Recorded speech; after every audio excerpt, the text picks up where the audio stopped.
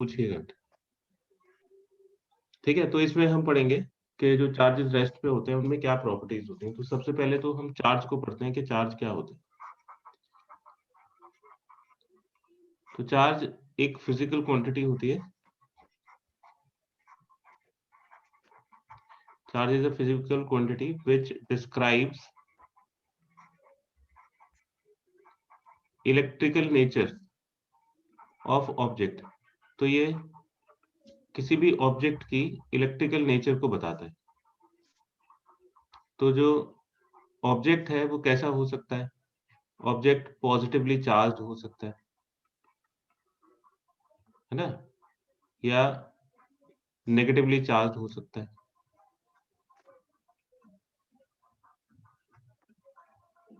और या अनचार्ज हो सकता है। तो इलेक्ट्रिक नेचर तीन तरह की हो सकती है ऑब्जेक्ट के अंदर।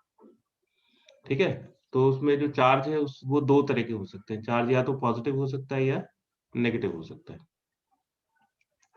फंडामेंटल चार्ज, तो फंडामेंटल चार्ज मतलब जो स्मॉलेस्ट यूनिट होती है चार्ज की, उसको हम फंडामेंटल चार्ज बोलते हैं। और ये जो चार्ज है, this is charge on an electron. तो एक इलेक्ट्रॉन का चार्ज होता है। और ये जो फंडामेंटल चार्ज होता है ये 1.6 इंटू 10⁻⁻19 कूलम होता है।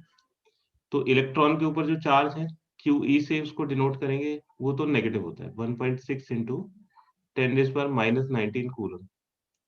और प्रोटॉन के ऊपर जो चार्ज है वो होता है 1.6 इंटू 10⁻19 कूलम। यानी कि इलेक्ट्रॉन नेगेटिवली चार्ज होता है और प्रोटॉन पॉजिटिवली चार्ज होता है, और दोनों पे एक दूसरे के ऑपोजिट चार्ज होता है। एक और पार्टिकल होता है जिसको हम न्यूट्रॉन बोलते हैं। तो जो न्यूट्रॉन है उस पे चार्ज जीरो होता है। न्यूट्रॉन का चार्ज जीरो, मतलब न्यूट्रॉन इलेक्ट्रिकली न्यूट्रल होता है। तो जो स्मॉलेस्ट पार्टिकल्स हैं, इलेक्ट्रॉन, प्रोटॉन एंड न्यूट्रॉन, उन्हीं के चार्ज से हम किसी ऑब्जेक्ट के चार्ज को बताते हैं। ठीक है, तो ये जो इलेक्ट्रॉन का चार्ज होता है ये नेगेटिव होता है, प्रोटॉन का चार्ज पॉजिटिव होता है। और एक फ्री स्टेट में चार्ज ऑन एटम जीरो होता है। ये जीरो क्यों होता है? क्योंकि इसमें number of electrons number of protons के इक्वल होता है। यानी कि किसी भी एटम में जितना नेगेटिव चार्ज होता है उतना ही पॉजिटिव चार्ज भी होता है। तो इसलिए जो नेट चार्ज है वो जीरो के इक्वल होता है। यहाँ तक क्लियर है बेटा? हाँ जी। Yes, sir. ठीक है, अब आगे देखिए। इसके बाद है कि जो चार्ज है वो किस तरह से प्रोड्यूस होता है। ठीक है, तो इसमें सबसे पहले है फ्रिक्शनल इलेक्ट्रिसिटी। तो इसको हम बोलते हैं charging by friction. Charging by friction.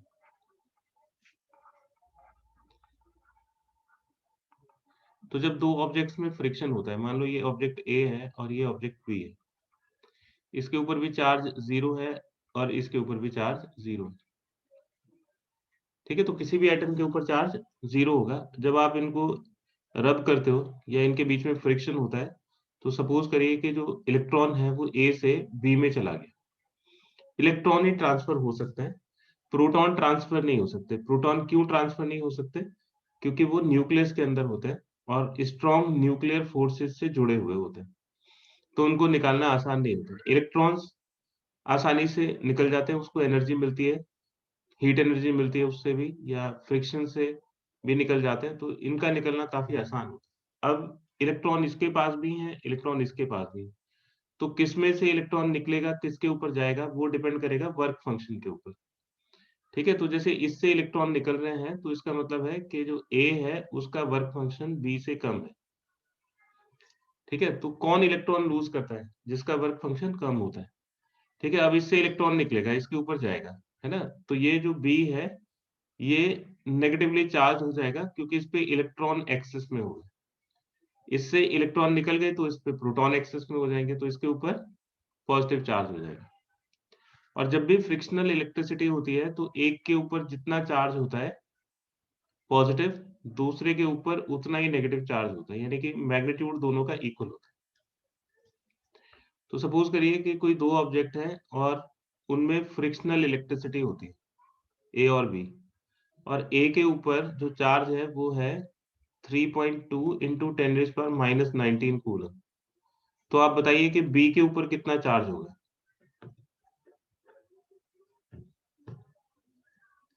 बताइए बेटा, अगर इन दोनों के बीच में फ्रिक्शनल इलेक्ट्रिसिटी प्रोड्यूस होती है, इन दोनों को रब करते हैं और ए के ऊपर इतना पॉजिटिव चार्ज आता है, तो बी के ऊपर कितना चार्ज आएगा?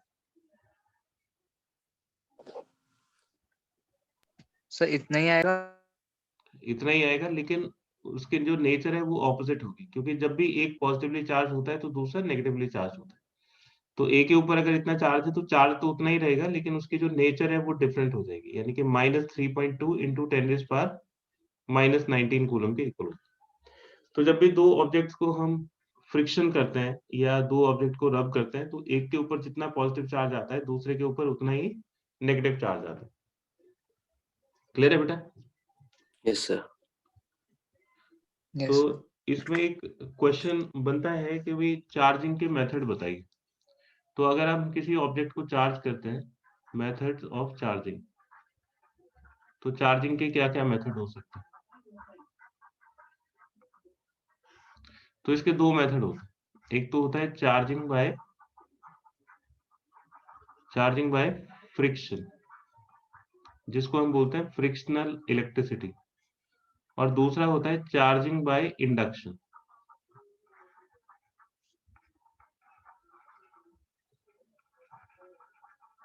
तो ये जो चार्जिंग बाय फ्रिक्शन है, इसमें तो इलेक्ट्रॉन्स एक ऑब्जेक्ट से दूसरे ऑब्जेक्ट में ट्रांसफर होते हैं। तो this is actual transfer of electrons. ठीक है, इसमें एक्चुअल ट्रांसफर नहीं होता है, इसमें रीओरिएंटेशन होता है। मतलब जो चार्जेस हैं उन्हीं का ओरिएंटेशन बदल जाता है, यानी कि पॉजिटिव चार्ज एक तरफ चले जाता है, नेगेटिव चार्ज एक तरफ चले जाता है। तो reorientation of charges with in the object. तो ऑब्जेक्ट के अंदर ही जो चार्जेस हैं उनका रीओरिएंटेशन हो जाता है, एक्चुअल ट्रांसफर नहीं होता। जैसे सपोज करिए कि ये कोई रॉड है और इस रॉड के ऊपर पॉजिटिव चार्ज है ना? आप इसको एक दूसरी रॉड के पास ले जाते हैं और ये अनचार्ज रॉड है ना? तो जो एटम है उसके ऊपर ये ऐसे पॉजिटिव और नेगेटिव चार्ज होता है। तो पॉजिटिव चार्ज को रिपेल करता है और नेगेटिव चार्ज को अट्रैक्ट करता है। तो इसमें क्या है, नजदीक वाली सरफेस के ऊपर नेगेटिव चार्ज और उतना ही पॉजिटिव चार्ज उससे दूसरी वाली सरफेस के ऊपर प्रोड्यूस हो जाता है। ठीक है, तो इसको बोलते हैं चार्जिंग बाय इंडक्शन। तो आपसे अगर पूछा जाता है कि भाई चार्जिंग के मेथड बताइए, तो चार्जिंग के दो मेथड होंगे, एक ये चार्जिंग बाय फ्रिक्शन और दूसरा चार्जिंग बाय इंडक्शन। इसमें एक बड़ा पॉपुलर क्वेश्चन है, वो थोड़ा आगे डिस्कस करेंगे। अभी हम चार्जेस की प्रॉपर्टीज को पढ़ लेते हैं। ठीक है, तो ये एक छोटा सा क्वेश्चन बनता है कि भाई आप चार्ज कितनी तरह से कर सकते हैं ऑब्जेक्ट को, तो दो तरह से कर सकते हैं। अब है प्रॉपर्टीज ऑफ चार्ज। चार्ज के अंदर क्या क्या प्रॉपर्टीज होती है?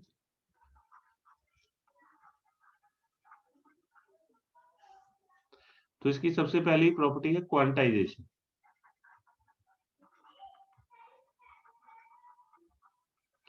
ये जो क्वांटाइजेशन है, ये एक वर्ड क्वांटा यानी कि पैकेट, क्वांटा का मतलब होता है पैकेट।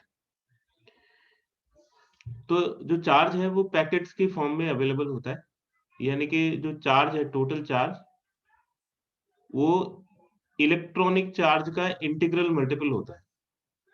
यानी कि कोई भी चार्ज होगा तो इसका मल्टीपल होगा 1.6 इंटू 10⁻⁻19 कूलम। इसको आप एक एग्जांपल से समझिए।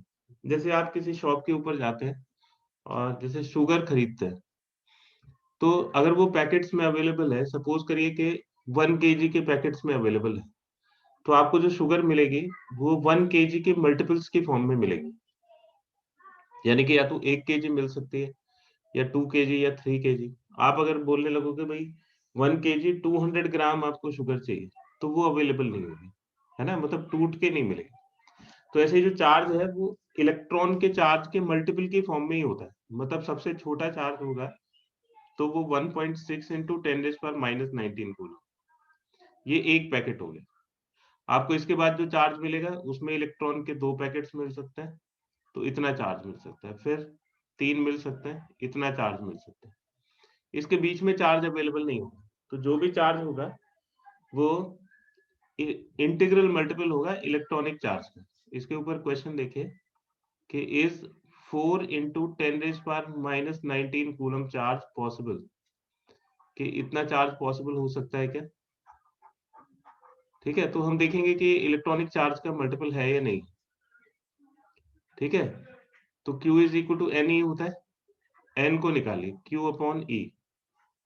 तो Q हो गया 4 into 10⁻⁻19 और E हो गया 1.6 into 10⁻⁻19। ये कैंसिल हो जाएगा और ये 2.5 आएगा, और ये जो 2.5 है this is not an integer, ये इंटीजर नहीं है। इसका मतलब है therefore this charge is not possible. तो ये जो चार्ज है ये पॉसिबल नहीं होगा। ठीक है, तो ये क्वांटाइजेशन का मतलब हो गया। क्लियर है बेटा ये?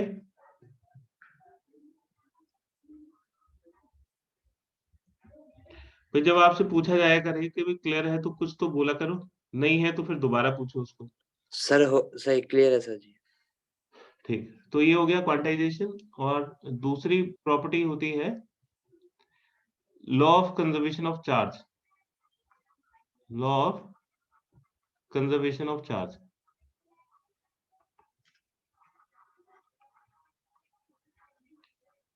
Law of conservation of charge का मतलब है कि चार्ज को ना तो क्रिएट किया जा सकता है और ना उसको डिस्ट्रॉय किया जा सकता है। तो इसको हम टेक्निकली लिखते हैं कि किसी भी सिस्टम का जो चार्ज है वो हमेशा कांस्टेंट बना रहता है। ठीक है, तो इसका मतलब net charge of an isolated system, of an isolated system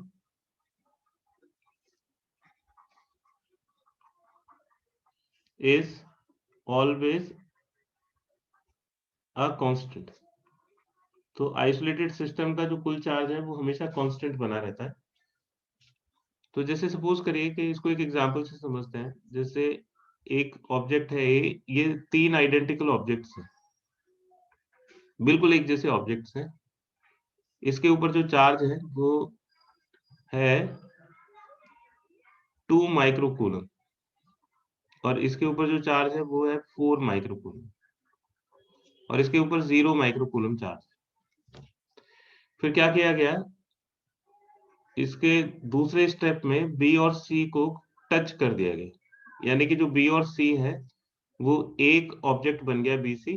तो क्योंकि ये जो चार्ज है वो एडिटिव होता है, स्केलर क्वांटिटी है, तो 4 और 0 कूलम मिलके 0 माइक्रोकूलम मिलके ये 4 माइक्रोकूलम चार्ज हो गया बी और सी के ऊपर, और ए के ऊपर 2 माइक्रोकूलम चार्ज। फिर क्या किया गया, बी और सी को सेपरेट कर दिया गया, ये ए हो गया, ये बी हो गया और ये सी हो गया। तो जब बी और सी को सेपरेट करेंगे तो इसके ऊपर 2 माइक्रोकूलम आएगा, इसके ऊपर 2 माइक्रोकूलम आएगा और इसके ऊपर भी 2 माइक्रोकूलम चार्ज आ जाएगा। ठीक है, फिर इसके बाद ये जो ए और बी है इन दोनों को मिला दिया गया, तो ये ए और बी को मिला दिया गया। ठीक, तो ये 2 और 2 4 माइक्रोकूलम हो गए और फिर इसके बाद 2 माइक्रोकूलम सी के ऊपर आ गया। तो इस तरह से चार्ज ट्रांसफर तो हो रहा है, लेकिन अगर टोटल चार्ज देखोगे तो यहाँ पे टोटल चार्ज इन तीनों का मिला दो तो 6 माइक्रोकूलम है, ये नेट चार्ज 6 माइक्रोकूलम है, ये भी नेट चार्ज 6 माइक्रोकूलम है और ये भी नेट चार्ज 6 माइक्रोकूलम है। यानी कि जो चार्ज है वो एक ऑब्जेक्ट से दूसरे ऑब्जेक्ट पे ट्रांसफर हो सकता है, लेकिन जो नेट चार्ज है वो हमेशा कांस्टेंट बना रहेगा। क्लियर है बेटा? हाँ जी सर जी। Yes sir. अच्छा, तीसरी प्रॉपर्टी बताओ जरा। इसकी 3 प्रॉपर्टीज होती है, एक हो गई law of conservation of charge, एक क्वांटाइजेशन हो गई। आदित्य तुम बताओ बेटा, एक और क्या प्रॉपर्टी होती है? Sir additive. एडिटिव। तो चार्जेस जो होते हैं वो एडिटिव होते हैं, मतलब आप उसको एल्जेब्राइकली ऐड कर सकते हो, क्योंकि ये स्केलर क्वांटिटी होती है तो चार्ज इज एडिटिव। तो आप इनको एल्जेब्राइकली ऐड कर सकते हो। तो जैसे सपोज करो ये कोई ऑब्जेक्ट है, इसको 2 माइक्रोकूलम चार्ज दिया गया, फिर 3 माइक्रोकूलम चार्ज दिया गया, फिर -1 माइक्रोकूलम चार्ज दिया गया। ठीक है, तो इसके ऊपर नेट चार्ज कितना हो जाएगा? 2 माइक्रोकूलम प्लस 3 माइक्रोकूलम -1 माइक्रोकूलम। तो ये 5 - 1 नेट चार्ज 4 माइक्रोकूलम हो गया।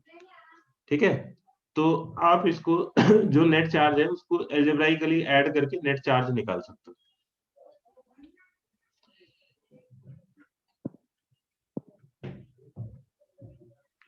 ठीक है, इसके बाद है कि जो चार्जेस हैं वो एक दूसरे के ऊपर फोर्स लगाते हैं। जैसे पॉजिटिव और पॉजिटिव चार्ज है तो ये दोनों एक दूसरे को रिपेल करेंगे। नेगेटिव और नेगेटिव चार्ज है तो ये भी एक दूसरे को रिपेल करेंगे। ये मान लीजिए कि चार्ज 1 है, ये चार्ज 2 है, तो ये इसके ऊपर फोर्स लगाएगा F21, ये इसके ऊपर फोर्स लगाएगा, दोनों एक दूसरे को रिपेल करेंगे। ऐसे ही नेगेटिव नेगेटिव चार्ज भी एक दूसरे को रिपेल करेंगे, और जो पॉजिटिव और नेगेटिव चार्ज है वो एक दूसरे को अट्रैक्ट करेंगे। ठीक है, तो ये प्रॉपर्टी है कि जो लाइक चार्जेस हैं वो रिपेल करते हैं, लाइक चार्जेस रिपेल, और जो अनलाइक चार्जेस हैं, अनलाइक चार्जेस वो अट्रैक्ट करते हैं। ठीक है, अब ये जो फोर्स है, इस फोर्स को कैलकुलेट करने का ये न्यूटन के लॉ को फॉलो करते हैं। यानी कि F12 एक दूसरे के ऊपर जितना फोर्स लगाएगा, दूसरा भी पहले के ऊपर उतना ही फोर्स लगाएगा, यानी कि दोनों का मैग्नीट्यूड इक्वल होता है। और ये एक दूसरे की रिएक्शन है, यानी कि ऑपोजिट है। F12 और F21 मैग्नीट्यूड में तो इक्वल होंगे, लेकिन डायरेक्शन दोनों की हमेशा ऑपोजिट होगी। तो एक दूसरे के ऊपर जितना फोर्स लगाएगा, दूसरा भी पहले के ऊपर ऑपोजिट डायरेक्शन में उतना ही फोर्स लगाएगा। तो इस फोर्स को कैलकुलेट करने के लिए कूलम्स लॉ होता है, कूलम्स लॉ। ठीक है, तो कूलम एक साइंटिस्ट थे, उन्होंने बताया कि जो फोर्स है इसका मैग्नीट्यूड, तो हमने ये सपोज किया कि इन दोनों का मैग्नीट्यूड जो है वो F है, दोनों इक्वल है, तो हमने F सपोज कर लिया। तो इन दोनों ऑब्जेक्ट्स के बीच में जो फोर्स है वो चार्जेस के प्रोडक्ट के डायरेक्टली प्रोपोर्शनल होता है, और डिस्टेंस के स्क्वायर के इनवर्सली प्रोपोर्शनल होता है। यानी कि F is directly proportional to Q1 into Q2 and F is inversely proportional to R square. ठीक है, तो जो फोर्स है वो Q1 Q2 upon R square. तो आप जब इस साइन ऑफ प्रोपोर्शनलिटी को हटाते हैं तो एक कांस्टेंट आता है ना, तो ये K Q1 Q2 upon R square के इक्वल हो गया। ये जो K है ये एक यूनिवर्सल कांस्टेंट है जिसकी वैल्यू 1/4 पाई एप्सिलॉन नॉट के इक्वल होती है, और ये 9 into 10⁻⁹ के इक्वल होता है, और इसकी यूनिट होती है न्यूटन मीटर स्क्वायर पर कूलम स्क्वायर। तो न्यूटन मीटर स्क्वायर और ये coulomb into coulomb, coulomb square हो, तो 1/4 pi epsilon naught is equal to 9 into 10⁻⁹ newton metre square पर कूलम स्क्वायर। ठीक है, अब ये जो एप्सिलॉन नॉट होता है इसको हम बोलते हैं electrical permittivity of free space, electrical permittivity of free space और एयर और वैक्यूम।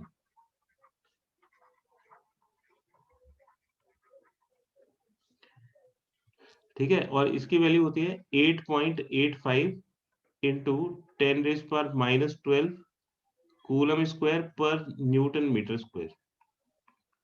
तो ये जो इलेक्ट्रिकल परमिटिविटी है ये इलेक्ट्रिक फील्ड का मीडियम यानी कि स्पेस में क्या इफेक्ट होता है, क्या मीडियम का इस पे इफेक्ट आता है, उसकी वैल्यू को बताता है।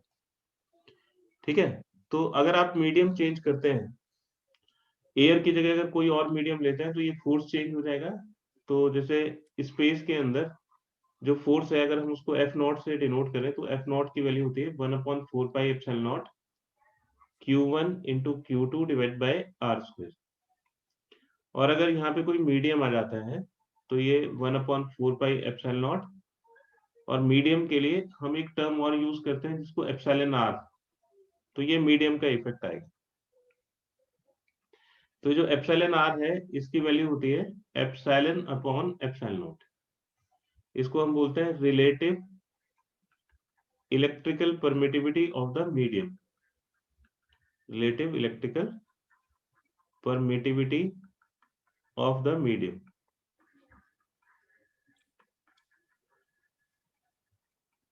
और इसका एक दूसरा नाम भी है जिसको हम के बोलते हैं, के इज डाइलेक्ट्रिक कांस्टेंट।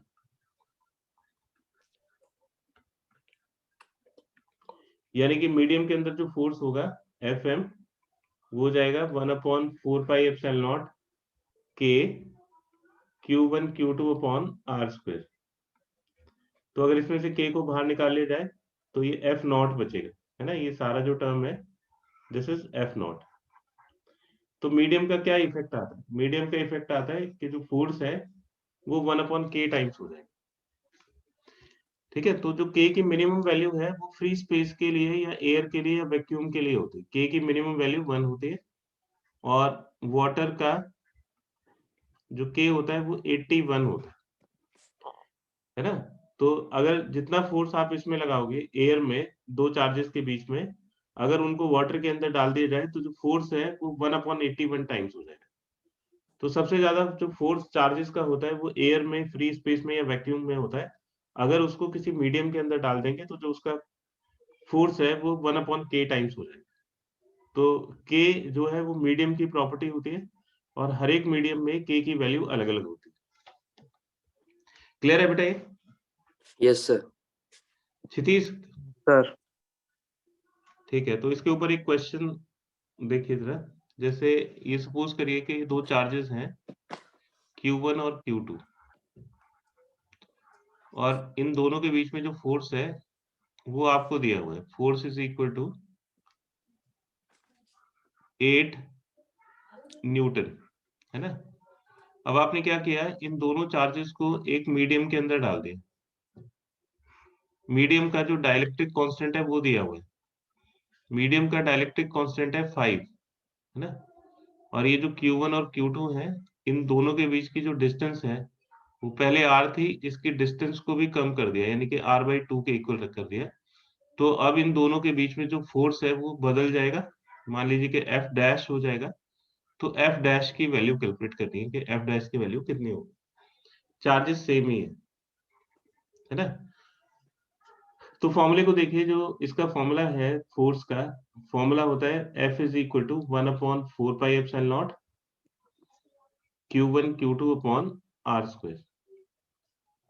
जब इसको मीडियम के अंदर डाल देंगे तो F डैश हो जाएगा 1/4π और यहाँ एप्सिलॉन नॉट की प्लेस पे एप्सिलॉन नॉट के आ जाएगा और ये Q1 Q2 divided by R dash square आ जाएगा। हमें F और F डैश को रिलेट करना है, तो अगर हम F डैश को F से डिवाइड कर देंगे तो जो इनके कॉमन टर्म्स हैं वो कैंसिल हो जाएंगे, है ना। तो ये 1/4πε0 के Q1 Q2 upon R dash square और डिनोमिनेटर में हो जाएगा 1/4πε0 Q1 Q2 upon R square. तो ये Q1 Q2 कैंसिल हो गया, ये 1/4πε0 कैंसिल हो गया, तो ये जाएगा 1/k, ये आर स्क्वायर ऊपर चला जाएगा और आर डैश स्क्वायर नीचे आ जाएगा। सर यहाँ पे सर जी, हाँ बोलो बेटा। सर जी एफ डैश में r/2 नहीं होना चाहिए सर जी नीचे, या फिर डिस्टेंस आधी हो चुकी है। हाँ आर डैश लिख दिया ना हमने, आर डैश की वैल्यू डालेंगे अभी, अच्छा ठीक है सर जी। है ना। तो यहाँ पे जो आर डैश है that is equal to r/2। ठीक, तो एफ डैश अपॉन एफ कितना हो जाएगा 1/k यानी कि k 5 हो जाएगा, ये आर स्क्वायर हो गया और ये r/2 का स्क्वायर हो गया। तो 1/5 आर स्क्वायर, ये 2 का स्क्वायर 4 ऊपर चला जाएगा, नीचे आर स्क्वायर आ जाएगा, तो ये 4/5 के इक्वल। तो एफ डैश की वैल्यू हो जाएगी f इंटू 4/5। एफ की वैल्यू 8 दी हुई है तो 32/5 यानी कि 6.4। ठीक है, तो 6.4 न्यूटन आ जाएगा। तो इस तरह से हमने इसमें मीडियम का वेरिएशन देखा और डिस्टेंस का वेरिएशन देखा, उससे ये फोर्स बदल जाता है। क्लियर है बेटा? Yes sir. अब हम इसकी फोर्स की डायरेक्शन को देखेंगे और इसका वेक्टर फॉर्म देखेंगे। तो शुरू में जब हम इसको पढ़ते हैं स्टार्टिंग में, तो तब वेक्टर नहीं पढ़ा हुआ होता है, थोड़ा मुश्किल लगता है।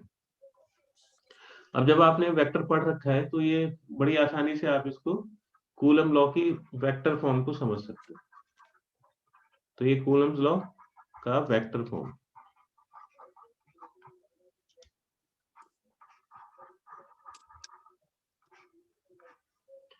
ठीक है। तो इसमें इसकी डायरेक्शन भी आएगी। जैसे ये सपोज करिए कि Q1 चार्ज है, ये Q2 चार्ज, ये ओरिजिन है। तो ये जिस पॉइंट पे रखे हुए हैं ए, उसका पोजीशन वेक्टर दिया हुआ है। तो ए का पोजीशन वेक्टर है R1 वेक्टर। तो ओरिजिन से लेके आप जब ए को कनेक्ट करोगे तो आपको एक वेक्टर मिलेगा। ये वेक्टर हो गया R1, इसको बोलते हैं पोजीशन वेक्टर। ऐसे ये बी पे रखा हुआ है, तो ओरिजिन से इसको बी को कनेक्ट करोगे, ठीक है, तो ये वेक्टर मिलेगा। ये वेक्टर हो जाएगा R2, है ना। और इन दोनों को जब हम ज्वाइन करेंगे, ए और बी को, तो ए से बी की तरफ जो वेक्टर बनेगा वो R12 बनेगा, R12, ठीक है। और बी से ए की तरफ जो वेक्टर बनेगा इस तरफ, ये R21 बनेगा। तो जो R12 वेक्टर है वो वेक्टर है वेक्टर ए से बी की तरफ, और जो R21 वेक्टर है वो है वेक्टर बी से ए की तरफ, यानी कि वेक्टर बी ए। तो जब हम इस ए बी वेक्टर को निकालेंगे तो ये बाद वाले पॉइंट के पोजीशन वेक्टर में से पहले वाले पॉइंट के पोजीशन वेक्टर को माइनस करेंगे। इसमें बाद वाला ये है R1 माइनस R2। ये दोनों वेक्टर्स ए बी और बी ए एक दूसरे के ऑपोजिट हैं, लेकिन इनका मैग्नीट्यूड इक्वल है। तो जो ए बी लेंथ है इन दोनों के बीच की, वो R2 माइनस R1 का मैग्नीट्यूड या R1 माइनस R2 का मैग्नीट्यूड होगा। तो इसके यूनिट वेक्टर्स हम मार्क कर देते हैं। तो इस डायरेक्शन में जो यूनिट वेक्टर आएगा वो R12 कैप होगा, और इस डायरेक्शन में जो यूनिट वेक्टर आएगा वो R21 कैप होगा। ये इसके ऊपर फोर्स लगाएगा, तो ये force on second charge due to first charge, और ये इसके ऊपर फोर्स लगाएगा तो ये हो जाएगा force on first charge due to second charge. तो देखो ये दोनों एक दूसरे के ऑपोजिट है। ये R12 है तो ये 21 है, ये 21 है तो ये 12। तो अगर हम ये फोर्स लिखते हैं F21, तो किसी भी वेक्टर में उसका मैग्नीट्यूड होता है, यानी कि 1/4 pi epsilon naught Q1 Q2 divide by R square. R ये वाली डिस्टेंस है ए बी, तो ये जो डिस्टेंस है हम इसको स्मॉल r से डिनोट कर सकते हैं। अब इसकी डायरेक्शन, तो ये तो मैग्नीट्यूड हो गया, और डायरेक्शन के लिए हम इसको यूनिट वेक्टर से मल्टीप्लाई करेंगे। तो 21 की डायरेक्शन में जो यूनिट वेक्टर है वो R12 कैप होगी। This is R12 cap. तो ये हो जाएगा 1/4 pi epsilon naught Q1 Q2 R square, तो इसका स्क्वायर कर देंगे, ये हो जाएगा R2 माइनस R1 का स्क्वायर, ठीक है। और ये जो R12 कैप है ये R12 वेक्टर डिवाइडेड बाय इस मैग्नीट्यूड, तो ये 1/4 pi epsilon naught Q1 Q2 upon R2 minus R1 square magnitude. ये जो R12 वेक्टर है, R12 वेक्टर, ये हो जाएगा R2 माइनस R1, और ये जो R12 का मैग्नीट्यूड है वो ए बी लेंथ, ये R12 का जो मैग्नीट्यूड है वो ए बी लेंथ के बराबर होगा। तो इसको हम ये भी लिख सकते हैं, ये भी लिख सकते हैं। तो यहाँ पे R2 माइनस R1 है, तो इसको भी हम R2 माइनस R1 का मैग्नीट्यूड लिखते हैं। तो जो R12 वेक्टर है that is R2 minus R1, इसका जो मैग्नीट्यूड है वो R2 माइनस R1 का मैग्नीट्यूड हो जाएगा। तो हो जाएगा 1/4 pi epsilon naught Q1 Q2 divided by R2 minus R1 magnitude का whole cube into R2 minus R1, ठीक है। ये F21 के इक्वल हो। इसी तरह से जब हम F12 वेक्टर निकालेंगे तो इसमें जो मैग्नीट्यूड है वो तो सेम ही रहेंगे, जैसे Q1 Q2 ये 1 और 2 जो सफिक्स हैं ये चेंज हो जाएंगे, ये हो जाएगा R1 माइनस R2 का होल क्यूब। इससे तो कोई फर्क नहीं पड़ता क्योंकि ये दोनों तो इक्वल ही है, लेकिन इससे जो डायरेक्शन है वो ऑपोजिट हो जाएगी और ये हो जाएगा R1 माइनस R2। ठीक है, तो ये जो है ये इसको बोलते हैं कूलम्स लॉ की वेक्टर फॉर्म, जो कि पोजीशन के टर्म्स में आती है R1 R2 के टर्म्स में। इसका पोजीशन वेक्टर R2 होगा, ये R2 वेक्टर इसका पोजीशन वेक्टर हो गया, इसका पोजीशन वेक्टर R1 वेक्टर हो गया, दोनों के बीच की जो डिस्टेंस है वो R है, तो ये इन दोनों के वेक्टर फॉर्म हो गए कूलम्स लॉ की। क्लियर है बेटा? Yes sir. तो ये कई बार आपको 3 नंबर में ये क्वेश्चन पूछा जाता है। ठीक है,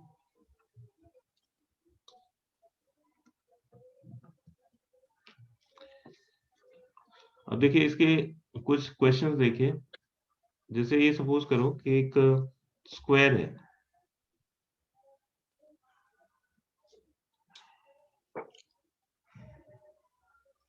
ये ABCD इज अ स्क्वायर,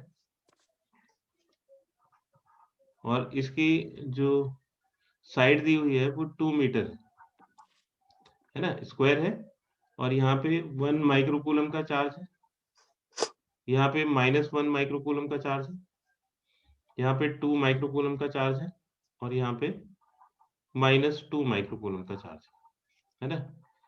तो हमें ये बताना है कि C के ऊपर नेट फोर्स कितना होगा, C के ऊपर।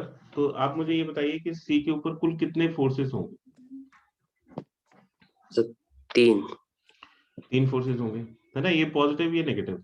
तो ये जो पॉजिटिव चार्ज है ये नेगेटिव चार्ज को अपनी तरफ अट्रैक्ट करेगा, तो इसके ऊपर एक फोर्स तो ये लगेगा है ना, ये A की तरफ। तो A इसको चार्ज को अपनी तरफ खींच रहा है, ये नेगेटिव है, ये नेगेटिव है, तो ये नेगेटिव नेगेटिव को रिपेल करेगा। ठीक है, तो ये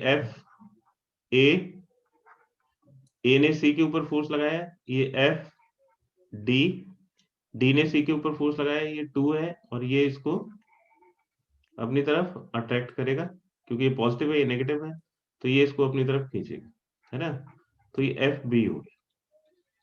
करेक्ट। तो इसके ऊपर जो नेट फोर्स है C के ऊपर, वो इन तीनों के वेक्टर सम के इक्वल होगा। तो force on C is equal to FA, force on C due to A, इसी को हमने FA लिख दिया, प्लस FB प्लस FD, ये हो गया। ठीक है, तो हम जो इसका नेट फोर्स निकालेंगे इसको 2 डायरेक्शन दे देते हैं। तो जैसे ये जो डायरेक्शन है ये हमने इसमें यूनिट वेक्टर्स बना दी, ये इस वाले वेक्टर को आई कैप लिखा इस तरफ, इसको माइनस आई कैप लिखा, फिर इस वाले वेक्टर को जे कैप लिखा, और इस वाले वेक्टर को माइनस जे कैप। ठीक है, तो जब हम इसको FC वेक्टर को लिखेंगे तो FC vector is equal to FA और इसका यूनिट वेक्टर इस डायरेक्शन में है ना, तो इस डायरेक्शन में तो यूनिट वेक्टर है नहीं, तो इसका ये वाला जो एंगल है ये 45 डिग्री हो जाएगा, दिस एंगल इज 45 डिग्री। ठीक है, तो इसका एक कंपोनेंट तो इधर आएगा FA का, तो ये वाला कंपोनेंट हो गया FA cos 45 डिग्री, और एक कंपोनेंट इधर आएगा, ये हो जाएगा FA sin 45 डिग्री है ना। तो ये जो FA वेक्टर है हम इसको इन दोनों के सम की फॉर्म में लिख सकते हैं। तो ये जो FA वेक्टर है इसको सम की फॉर्म में लिखते हैं,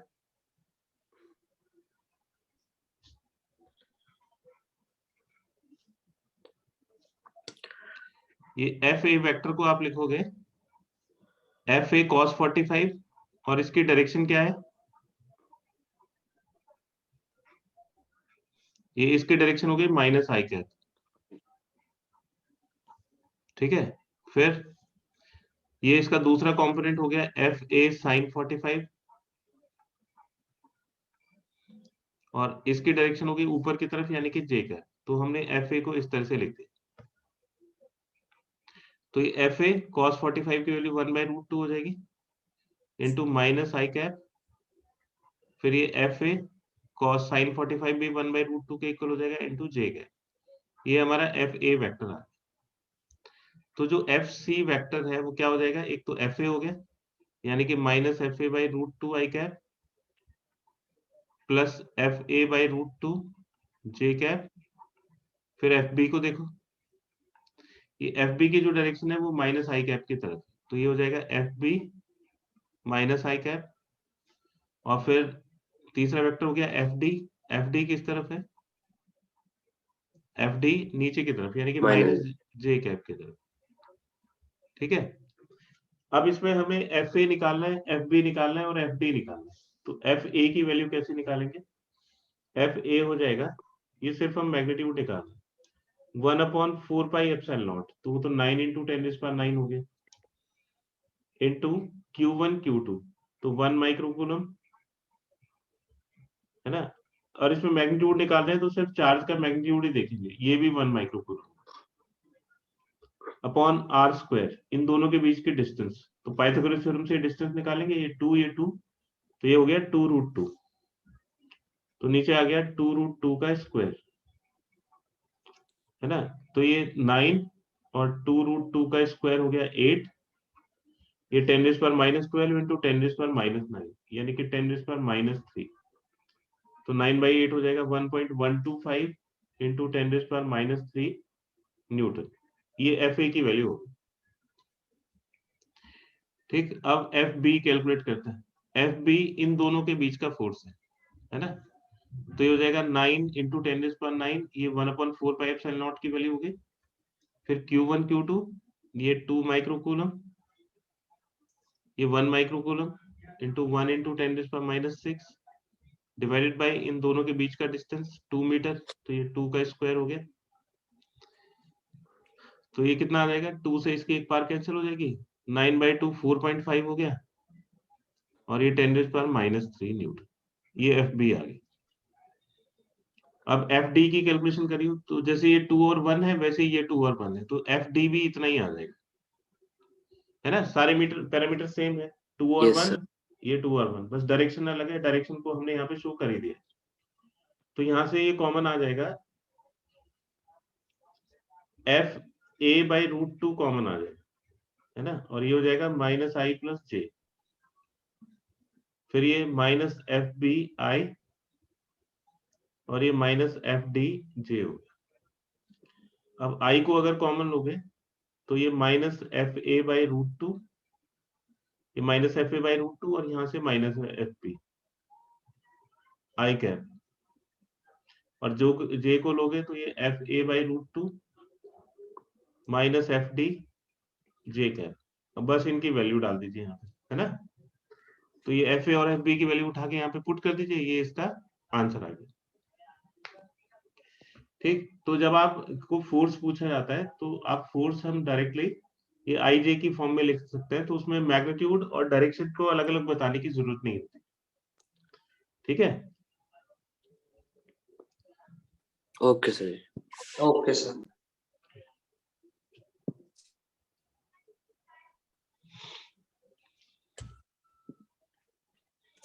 एक और एग्जांपल देखें, जैसे ये एक 2 माइक्रोकूलम का एक चार्ज है जो ए के ऊपर रखा हुआ है ना। और ये जो है ये -8 माइक्रोकूलम का चार्ज, तो where should a third charge be placed of 3 microcoulomb be placed so that net charge on 3 microcoulomb, net force on 3 microcoulomb be 0। ठीक है, तो क्या सिचुएशन हो सकती है? एक तो फोर्स 0 होने का मतलब है कि ये दोनों एक दूसरे के फोर्स को बैलेंस करेंगे। तो जो बड़ा चार्ज है वो ज्यादा फोर्स लगाएगा अगर डिस्टेंस सेम है, तो छोटा चार्ज का फोर्स कम रह जाएगा सेम डिस्टेंस के ऊपर। तो अगर हम चार्ज को इसके नजदीक ले जाएं तो डिस्टेंस कम होने की वजह से इसका फोर्स भी इसको बैलेंस कर लेगा। तो जो बैलेंस पॉइंट है या जो न्यूट्रल पॉइंट है या इक्विलिब्रियम पॉइंट जो है is always towards smaller charge. तो इक्विलिब्रियम पॉइंट हमेशा छोटे चार्ज की तरफ आता है, ऑलवेज टुवर्ड्स स्मॉलर चार्ज। तो अभी जो छोटा चार्ज है इसके इस तरफ हो सकता है या इस तरफ हो सकता है। अगर हम यहाँ कहीं कंसिडर करते हैं, इनके बीच की डिस्टेंस भी दी हुई होगी। सपोज करिए कि इनके बीच की जो डिस्टेंस है वो 30 सेंटीमीटर है। तो अगर हम यहाँ पे कंसिडर करते हैं तो ये जो पॉजिटिव चार्ज है और ये 3 माइक्रोकूलम को यहाँ पे कंसिडर कर लें, तो ये 2 माइक्रोकूलम 3 माइक्रोकूलम को रिपेल करेगा और ये जो नेगेटिव चार्ज है ये इसको अट्रैक्ट करेगा।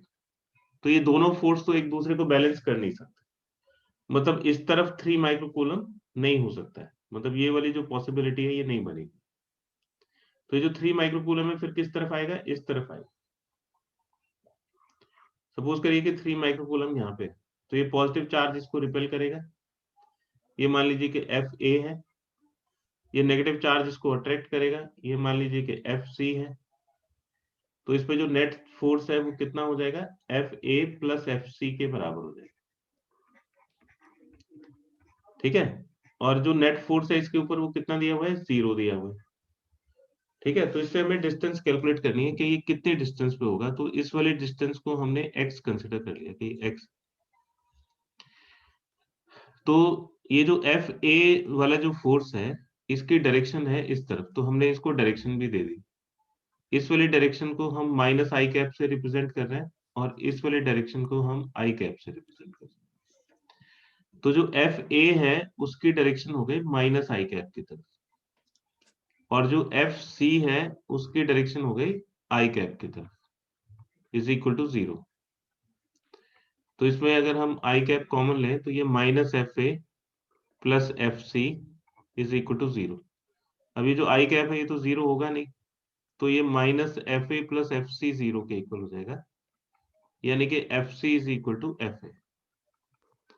तो इन दोनों फोर्सेस का जो मैग्नीट्यूड है वो इक्वल होना चाहिए। वैसे तो यहाँ डायग्राम से ये देख के आप डायरेक्ट भी ये लिख सकते हो कि अगर इस पे नेट फोर्स 0 है तो ये दोनों फोर्स एक दूसरे को बैलेंस करेंगे और एफ सी एफ ए के इक्वल होगा, है ना। अब ये जो एफ सी है ये फोर्स लगा रहा है एफ ए, ये इस वाले पॉइंट को हमने सी कंसिडर कर लिया और इस वाले पॉइंट को हमने बी कंसिडर कर लिया। तो इसके ऊपर जो फोर्स लग रहा है एफ सी वो किन किन के बीच में है, एफ सी इन दोनों के बीच में है, तो डिस्टेंस हम एक्स लेंगे। तो ये हो जाएगा 1/4πε0 यानी कि 9 × 10⁹ Q1 Q2, तो ये 3 माइक्रोकूलम और 2 माइक्रोकूलम हो गया डिवाइडेड बाय आर स्क्वायर। तो ये आर हो गया एक्स के बराबर, तो ये एक्स स्क्वायर हो गया is equal to F A, है ना। तो जो एफ ए है वो किस किस के बीच में फोर्स है, उल्टा हो गया बेटा, ये हमने एफ ए लिख दिया ना, ये हाँ वाला जी जो। तो अब एफ सी इधर लिख देते हैं, तो ये एफ ए हो गया, एफ सी को इधर लिख देंगे। ये 9 × 10⁹ और ये इन दोनों के बीच में फोर्स होगा, तो 3 माइक्रोकूलम और 8 माइक्रोकूलम आ जाएगा। और डिस्टेंस कितनी हो जाएगी, ये 30 प्लस 30 एक्स, plus x। तो ये 30 प्लस एक्स का स्क्वायर हो जाएगा, है ना। और ये सेंटीमीटर में है, सेंटीमीटर में, तो मीटर स्क्वायर में चेंज करने के लिए जैसे 1 सेंटीमीटर में 10⁻² मीटर होते हैं, तो इसको स्क्वायर करेंगे तो 1 सेंटीमीटर स्क्वायर हो जाएगा 10⁻⁴ मीटर स्क्वायर। तो इसको 10⁻⁴ से मल्टीप्लाई कर देंगे दोनों तरफ, तो उससे फर्क कुछ पड़ेगा नहीं, ये कैंसिल हो जाएंगे। ये 9 × 10⁹ कैंसिल हो जाएगा, 10⁻�6 कैंसिल हो जाएगा, है ना। 3 भी कैंसिल हो जाएगा और 2 इसको कैंसिल करेगा, 8 को, तो ये 4 आ जाएगा। तो ये बचेगा 1/x² is equal to 4/30 plus X का होल स्क्वायर। अब इसका अंडर रूट करेंगे तो ये 1/x आ जाएगा, ये 2 और ये 30 प्लस एक्स आ जाएगा। तो ये हो जाएगा 30 plus X is equal to 2x, यानी कि 30 is equal to x centimetre. तो ये इसकी पोजीशन हो गई कि भाई ए से 30 सेंटीमीटर पे अगर आप एक तीसरा चार्ज रखोगे 3 माइक्रोकूलम का, तो वो 0 के इक्वल हो जाएगा। क्लियर है बेटा? Yes sir. ठीक है। Yes sir. तो ये बेटा एक पार्ट हो गया। आप इसके ऊपर आपके पास जो भी मटेरियल है उसके क्वेश्चंस आप करिएगा, ठीक है? और नेक्स्ट क्लास में यानी कि कल इसी टाइम इसके डाउट्स पूछिएगा, ठीक है? Okay sir. Okay okay sir. Okay बेटा।